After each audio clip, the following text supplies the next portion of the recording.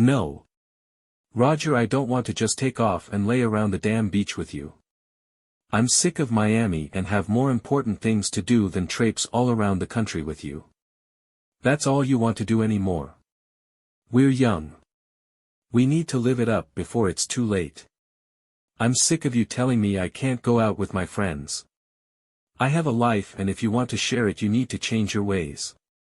Just because I agreed to marry you doesn't give you the right to tell me I have to go on trips with you or I have to stay home and not go dancing and partying with my friends. God damn it, Roger, I'm not some 40-year-old soccer mommy who has nothing better to do than haul a bunch of kids around. I have better things to do than sit around my house and visit on the phone or barbecue on the weekends. I'm young and I need to party. Roger felt his stomach knot up as he listened to Cynthia Vanderbilt, his fiancée. It had taken him over a year to get over the breakup of his last romance and losing his parents in their auto accident. Cynthia brought him out of his depression and made him glad to be alive once more. He had met her by accident one day in the building he worked in on Wall Street. He had been late for a meeting and she had too. They were rushing for the elevator and she tried to beat him through the door. She rushed past him from behind and brushed against him, causing them both to drop items they were carrying for their meeting.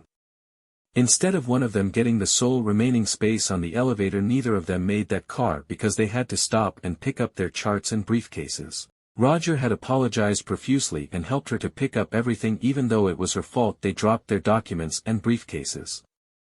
They both explained why they were late and caught the next elevator. When they got to the 25th floor, Roger turned left for his meeting and Cynthia turned right. At that point they had not even exchanged names. Roger made it to his meeting room and saw at least that he was not the last person to arrive. He hurried to set up his easel and flip charts, then checked to be sure his PowerPoint presentation was set up properly and ready to go. Roger's boss came into the room and looked around.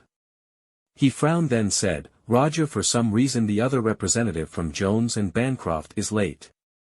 I have called her office and they told me she left their office early enough to get here on time. Everybody just hang loose until we see what the problem is." As the managing partner turned to leave the room, the woman Roger had bumped into came bustling past him and into the room. She almost knocked him down as she had Roger in the elevator. She was red as burgundy wine with embarrassment. She stopped just inside the room and saw everyone standing or sitting waiting on her. She gave a slight smile and said, "I'm so sorry to be late. I was rushing for the elevator and some bumpkin ran into me. I think he must have just fallen off the potato wagon." You could cut his hillbilly drawl with a knife. "He was blocking the door to the elevator and bumped into me when I tried to get past him. I dropped everything I was carrying and had to pick it up. When I got to this floor I got turned around and went the wrong direction when I exited the elevator. I hope I didn't cause too big a problem for you all." Mr. Goldstein, the managing partner, smiled and said, "No real problem at all, Cynthia. You're the last one of your team to arrive and all my team is here, so let's just get started." He pointed at Roger and said, "This is our vice president for new issues, Roger Dyer. He'll make a short presentation, then we'll answer any questions you may have. As far as we can determine, the publicity associated with the new issue of your company's bonds and the coupon rate has resulted in an oversubscription. Since the desire for the issue is so high, we might consider raising the amount of the offering or selling them at a premium. In fact, that is the main point we want to discuss with your team."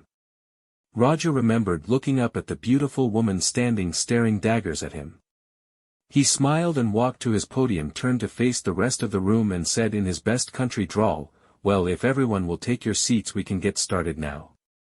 Ms. Vanderbilt, I want to apologize once again for our mishap at the elevator. I just didn't understand how important it was that you got onto it first. After all, anyone knows someone stepping into an elevator should jump out of the way of a juggernaut heading for a collision with them. I guess I had better get the eyes in the back of my head checked so I can see you from now on." Roger waited for the laughter to die down, then began his presentation. He smiled inwardly at the deep red hue and obvious embarrassment on Cynthia's face. He knew he shouldn't have said what he did. She acted like most of the other women he met here in the city. They thought they had the best and the most sought-after body. She came across as arrogant and high maintenance, and he didn't like that type of woman. She came across as arrogant and high maintenance, and he didn't like that type of woman. Both the girlfriends he had after he moved to New York had been like that, and he was through with that type of woman. Sometimes he wondered why he ever wanted to move away from the farm. No amount of money was worth the hassle he went through some days. He was disgusted with the city for so many reasons. He had been raised to believe you succeeded on your own merits, your own hard work. It seemed here in the city you succeeded by backstabbing your friends and co-workers, by making the competition look bad instead of by working to make yourself look good. He hated the fake friendship and camaraderie, the mandatory parties and social functions. Truthfully, he was about ready to quit his damn job and move back home where he could live a good life with real people. He had enough money saved and invested he could live well on a lower-paying job back in his home area. Roger smiled and began his presentation. He had the numbers in line and, like many Wharton MBAs, he knew his stuff forwards and backwards. Many times he saw the shock and admiration in his audience's eyes as he answered their questions. One of the men from the company issuing the bonds was a sharpshooter. Roger could see his anger seething below the surface as he turned aside his verbal jabs or his answers made him look bad. Roger felt his presentation went well, and from the way his boss looked so did he. Finally everyone agreed on the changes to the offering. They instructed the responsible parties to complete and file the requisite paperwork and get the issue placed. Cynthia remained seated after the meeting broke up. She pretended to be arranging her files and placing them back into her briefcase. She was very slow and methodical. It was obvious she was delaying her departure. Finally she and Roger were the only two persons in the room. She looked up at him and stood. Roger watched as she walked toward him with a guilty childlike look on her face. When she was near him she stopped and put her hand gently on his forearm. "Mr. Dyer, I am sorry for the way I behaved both when we ran into each other and when I came into the room today. I am truly sorry. I was so nervous I dithered too long in my office, then I could not get a cab. Then when I got here I rushed to the elevator and tried to brush past you so I would not have to wait for another one. I caused the problems, and then I didn't have the decency to fess up when I got here. Please, since it's past quitting time, can I take you out for a drink and make it up to you?" Roger had every intention of telling her to forget it and to walk out of the room. He surprised himself when he heard his voice agreeing to go with her. That was the beginning of their romance. It was after 2 a.m. when he stumbled into his apartment that evening, and he was besotted with Cynthia Vanderbilt. He had learned she was a very distant relative to the Vanderbilts and was a very driven woman. They had exchanged addresses and phone numbers that evening. Cynthia, Roger had already learned not to call her anything but Cynthia, had agreed to a date the following Friday before they went their separate ways that night. Over the next year Roger found out Cynthia was a party animal, a socialite, and, like his other New York girlfriends had been, she was high maintenance. Several times he tried to break it off, but he just could not do so. He was in love despite his dislike of some of Cynthia's likes and desires, some of her habits and mannerisms. It was obvious by her actions and statements that she felt she was better than many of the people she was forced to interact with. He was embarrassed many times when they were out by the way she treated people who served them. In spite of her many shortcomings, Roger was empty when she was not with him. He could not get enough of her. She was so special when she laughed and flirted with him, when she loved him. Finally he decided he had to have all of her all the time, and he asked her to marry him. Much to his surprise she hesitated. They had been lovers for 9 months by that time and had lived together for 6 months. She professed to love him, but she took over a week to agree to marry him, and he had to ask her repeatedly before she finally sighed and said, Okay, I'll marry you."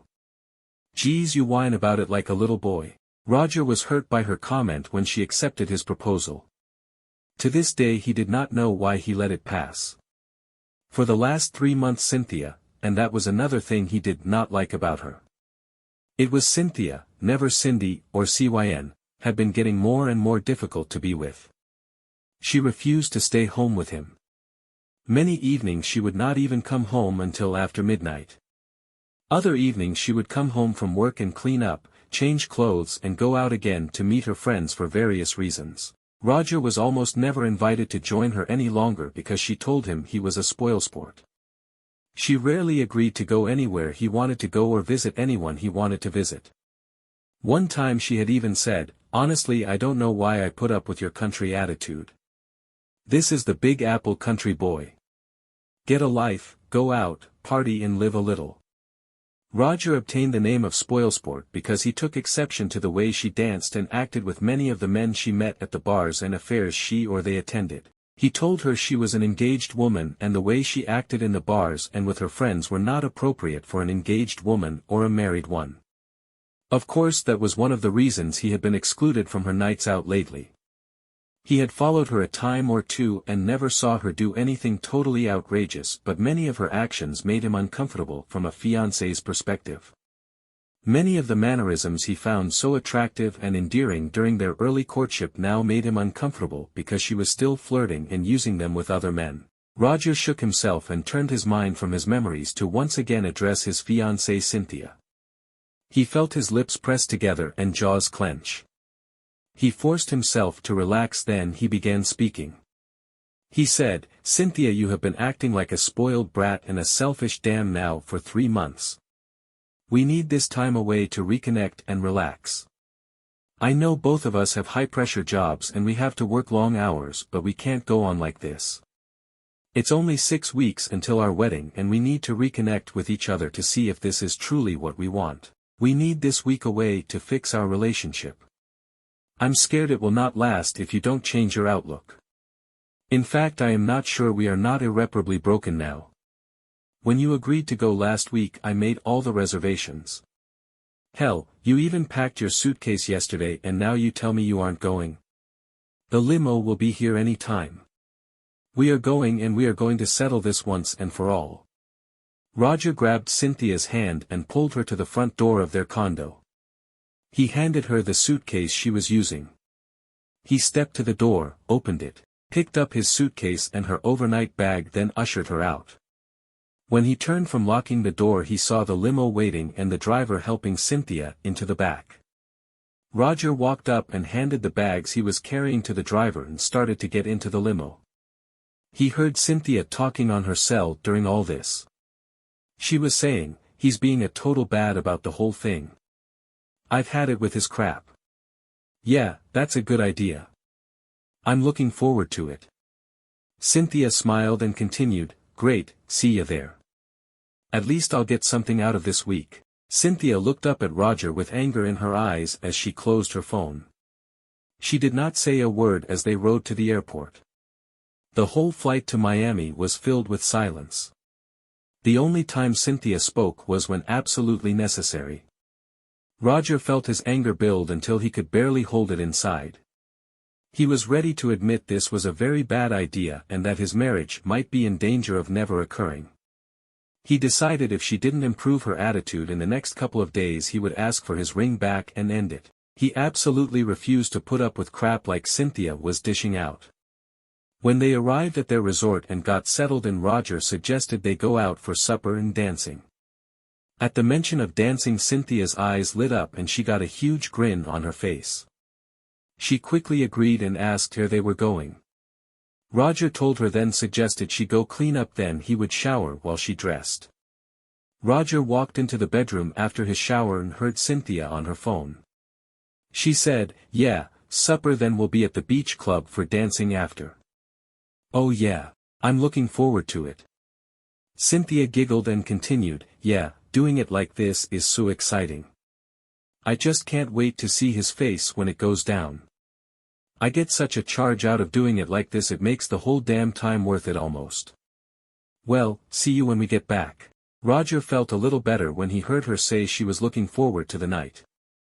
He felt some of the knots relax in his body and turned back to the sitting room to finish dressing while he waited for Cynthia. He did wonder what she was planning that she was so excited about. From the sound of her conversation, Cynthia might be planning a surprise for him. He hoped so. Conversation at the meal was strained but somewhat pleasant. It appeared Cynthia was looking forward to the dancing and that made Roger happy. She also said she was really looking forward to the night after the dance and to the rest of the week.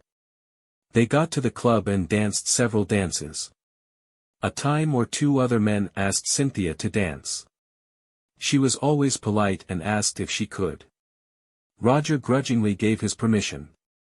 By the end of the evening Cynthia and one of the men had quit asking him if she could dance with the stranger. She was almost dividing her time between Roger and the other tall, well-built man. Roger felt uneasy at that first because the man looked slightly familiar and secondly because they seemed much too interested in each other, much too familiar with each other. Finally near 1 a.m. Roger convinced Cynthia to return to their resort. She had just seemed to drift off to sleep lying in his arms. Her attitude worried Roger but he let his worries fade as he drifted off into a deep slumber. The next morning Roger awakened late. He saw by the clock it was after 10 a.m. Cynthia was not in bed. He walked into the sitting area of the condo and she was not there. After more search he found her purse missing too. Finally he decided she had gone out for breakfast or something but besides being worried he was upset. She could have waited on him or even awakened him if she was in a hurry. He sighed and thought to himself, this is just another indication that things are going badly wrong. She would have never done this a few weeks ago. We were inseparable and always waited on the other for breakfast on the weekends or on a trip. I have a lot more repair to do than I thought.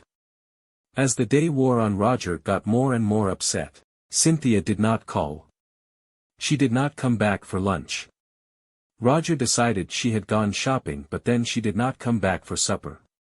He stayed up until after midnight and she still had not returned. Finally he called the police but they had no information on her. He was told he could not report her missing for at least 24 hours. He had a sleepless night. The next morning Cynthia was still missing and Roger reported her as such to the police.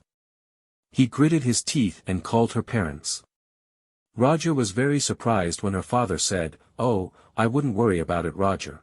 I'm sure everything is fine. Why don't you just enjoy your trip and relax?" At the time Roger was talking to her father, Cynthia was laying on her back giggling in another hotel room down the block from the hotel Roger was in. After she heard Roger end the phone call with her father, Cynthia turned to the man who was sucking on her breasts. She pulled him up and gave him a deep sensuous kiss.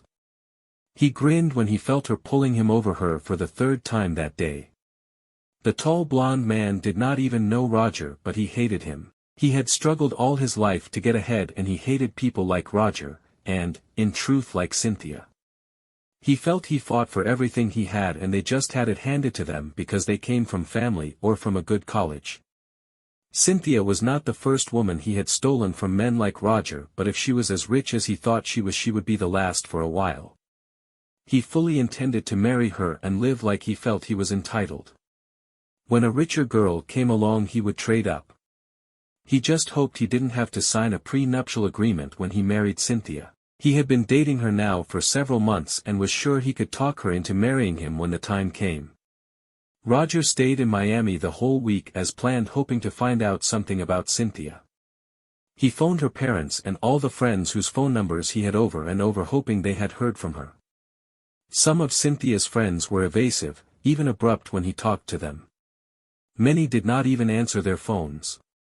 He had no luck finding her. Most of the people he phoned said they did not know they had even left town. Finally, the Thursday morning before he was to return home, Roger called her parents once more to report he still knew nothing. That morning he was surprised when her parents seemed upset with his call. The first morning they had been as frantic as he had been. The calls he made after his first report of her going missing, they had seemed strained and he decided they were worried enough they weren't themselves. One of her friends laughed when he called her to ask about Cynthia. She then said, "Well, that sounds like Cynthia." She then just hung up her phone. Roger packed both bags and returned to New York. He was surprised when he packed Cynthia's bag to find she had brought almost no cosmetics and only some of her older clothes and swimwear. The day he returned to work he looked like hell. He was totally ineffective. His boss asked him what the problem was, and when he told him, he laughed. All he would say was, "Welcome to the club, boy." After he got back to New York, he once again checked with all of Cynthia's friends he could find. Some of them looked like or said they were sorry, but none of them seemed too worried about Cynthia. Many of them would not look him in the face when he talked to them, and many looked guilty when he saw them in person. He even called her employer and was told they were sorry, but they couldn't tell him anything about Cynthia. This statement bothered him. He was never passed on from the operator. It was almost as if they were expecting his call and told to run interference. When he tried to dial her desk directly, he got a voicemail message that, "Ms. Vanderbilt is away from her desk right now. Please leave a message after the beep." He left a message, but his call was never returned. Finally, Roger decided to watch Cynthia's office. The third evening he stood outside watching the door. His heart broke. He felt himself burn with the heat of his rage. Cynthia came out the door walking with a tall, well-built blonde man. Her arms were wrapped around his left arm and she was gazing rapturously up into his eyes as they walked. When they stopped to hail a cab, she stood on her tiptoes and gave him a deep kiss. Roger recognized him as the man she had been dancing with their first night in Miami. Now he knew. Roger rapidly walked up to Cynthia and her new man. He grabbed her arm and twisted her toward him. He was not exceedingly violent, but he was not gentle with her either. Roger glared at Cynthia and said, "I knew something was wrong, but you should have at least had the courtesy to end our engagement face to face instead of just walking out and leaving me to worry for over a week." Roger grabbed her hand and removed his engagement ring against Cynthia's resistance. She began screaming and trying to close her fist to keep the ring. Cynthia said, "You asshole. I got fed up with your damn whining and complaining. Why wouldn't I move on to a man more in tune with my lifestyle? Now get your hands off me. That's my ring and I intend to keep it. You gave it to me and I have no intention of giving it back to you." Cynthia's new beau had recovered by this time and pushed Roger away from her. Roger turned to him and said, "Back off, asshole. You may be taller than me, but I'll tear you apart if you don't quit with me. I ought to beat you to a pulp anyway for what you did." The man backed away a step and watched Roger as he finished taking the ring from Cynthia. He looked at her and her new fellow and said, "I knew when I first saw you that no sane man should get involved with you, but I just couldn't help myself. I guess I got what I deserved." Roger turned and slowly walked back to the parking garage and his car. All the way he kicked himself mentally because in the back of his mind he had always known Cynthia was like that. He had seen her selfishness, how self-centered she was, all through their courtship and engagement, but had refused to believe it. He now knew beyond a shadow of doubt that he was just a passing fancy, a fling for another conceited party girl. He was angry. He hired a PI to follow her and get information for him. She had already moved into the house of her new lover. Somehow they got pictures of them. Roger boxed up Cynthia's belongings that had been left in his home. While he was boxing them, he noticed there did not seem to be as much as he thought there should be. None of what he found could be considered important to her. Only old clothes, no important personal items or business papers were left in his house. He then knew she had came home while he worried over her and taken what she wanted from his house, leaving her old outdated items just as she had at the resort. Roger felt his anger building once again as he considered Cynthia's actions. He was fed up with his job and the assholes he worked with. He was sick of New York and all that lived and worked the Big Apple. He decided to quit his job, sell his condo and move back to his childhood home. It would not be the same with all his family dead and gone, but he still had friends there. He still had a score to settle with Cynthia and her new man before he left, but other than that, he had nothing holding him in New York any longer. Hell, he had even made enough money he could live pretty well when he got back home. Roger decided to tell Cynthia's friends and parents what she had done to him. Hopefully he could make enough of a scandal that her reputation would be tarnished. Maybe he could prevent what happened to him from happening to another man. Then when his condominium sold, he would quit his job and leave. Much to Roger's surprise, when he began looking up her friends and family to tell them what Cynthia had done, they laughed at him. Almost every one of her acquaintances admitted they already knew how she dumped him. Haley, one of her female friends that was nicer to Roger than most, apologized to him for not telling him when he had first called. She said, "Roger, I am sorry this happened to you and I can imagine how you hurt, but let it drop. This is just typical Cynthia. You're not the first man she dumped like that. One time she went to France with a man, stayed the whole week with him, then cut out. This is her normal way of ending a relationship when she decides she has gotten everything from it she can. She usually finds a new man, moves in with him, and then just walks away from her old boyfriend without telling him anything.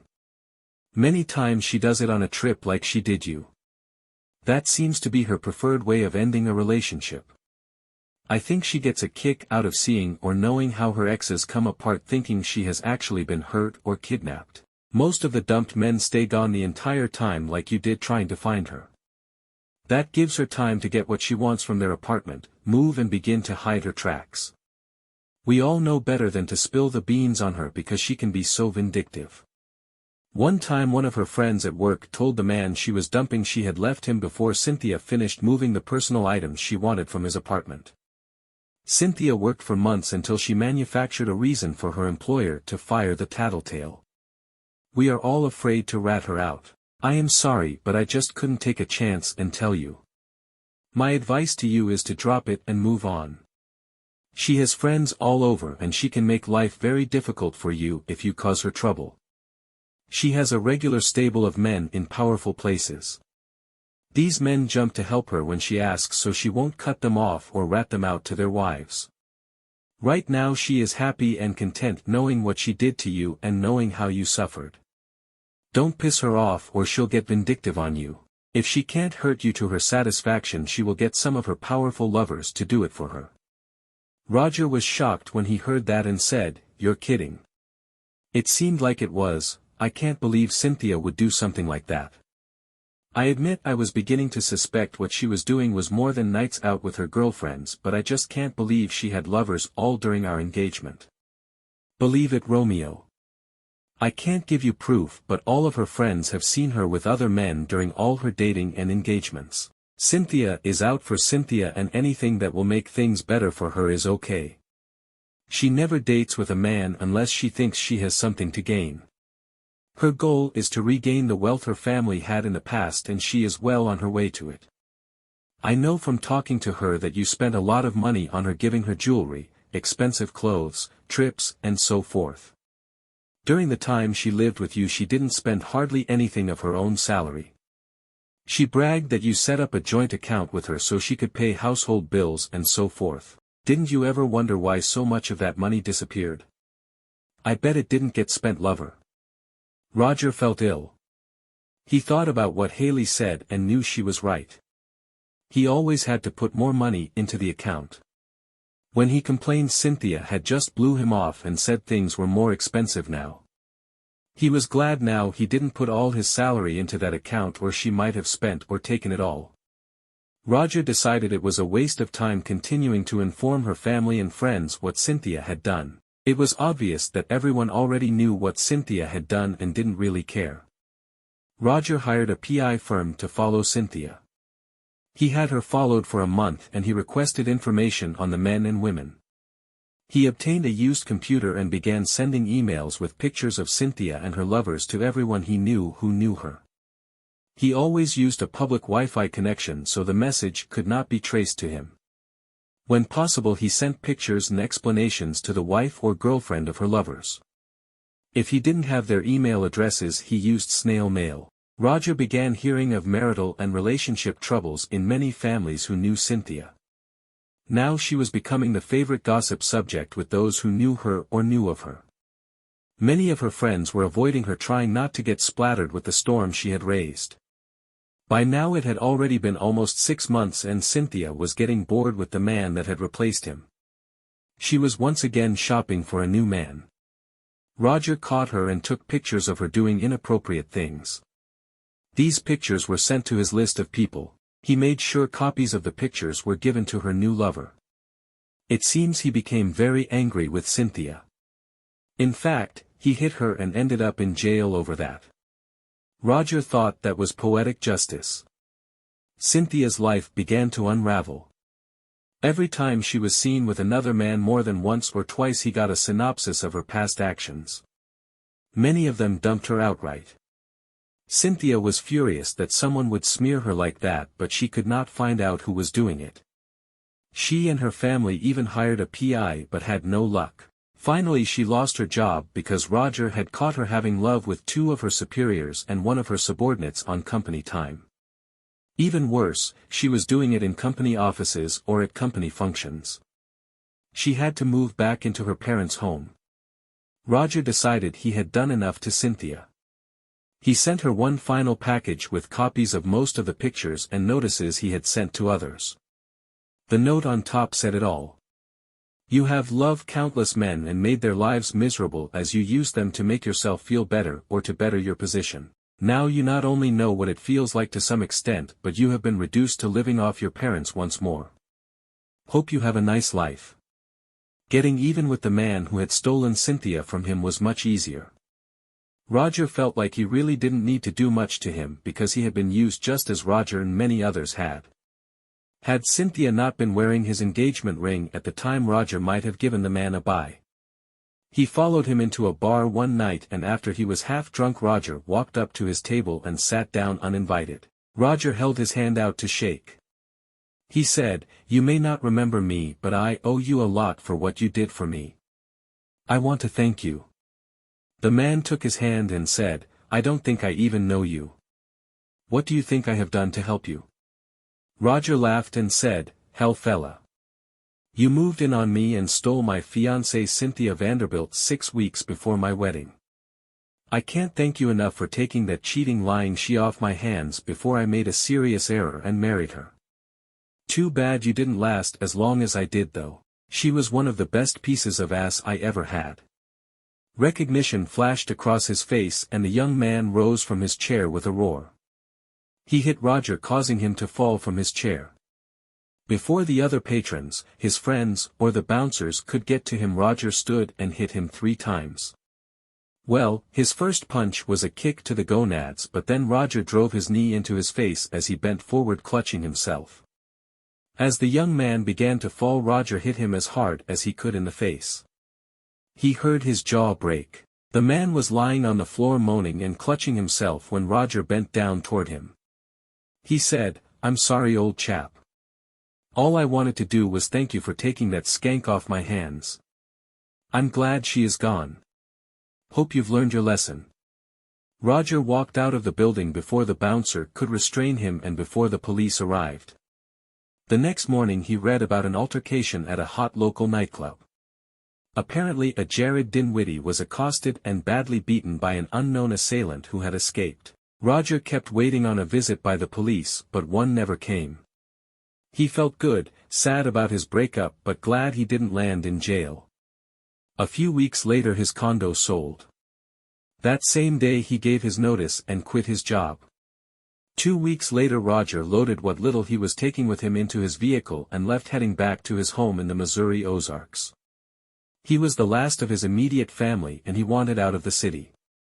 He had not been back to the family farm in almost 10 years, but that was his destination and he was looking forward to getting there. He had no intention of ever leaving his hometown for more than a vacation ever again.